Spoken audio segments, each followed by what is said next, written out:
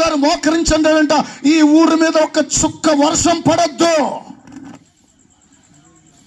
ఈ పక్కన నడుతున్న శిష్యుడికి అర్థం కాలేదు, మా పాస్టర్ గారు మతిపోయిందా ఏంది? భక్తి లేకుండా, భయం లేకుండా, దేవుని చిత్తములకు లోపడకుండా ఎవరి ఇష్టానుసారమైన వారి జీవితాన్ని జీవిస్తున్న వారి ఊరిలోనేమో ప్రచండమైన వర్షం కురిపించమని ప్రార్థన చేశాడు. దేవునికి భయపడి దేవుని చిత్తానుసారంగా జీవించే భక్తి కలిగిన ఊరిలోకి ఎవరు రావద్దంటున్నాడు?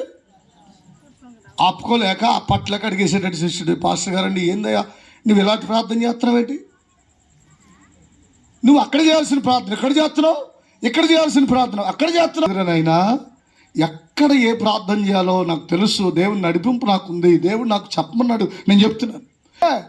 తాను చెడ్డ కోతి వనం వల్ల, నేను ఎందుకు మాట చెప్పానంటే ఆ భక్తి లేని జనం, భక్తి లేని ఊరు, పేకాట, పాపము, శాపము, వ్యభిచారము, అంధకార శక్తుల్లో జీవిస్తున్నటువంటి ఆ ప్రజలకి ఇంకా పనులు లేకుండా కరువులోకి వస్తే ఇప్పుడు వీళ్ళు ఏమవ్వాలి?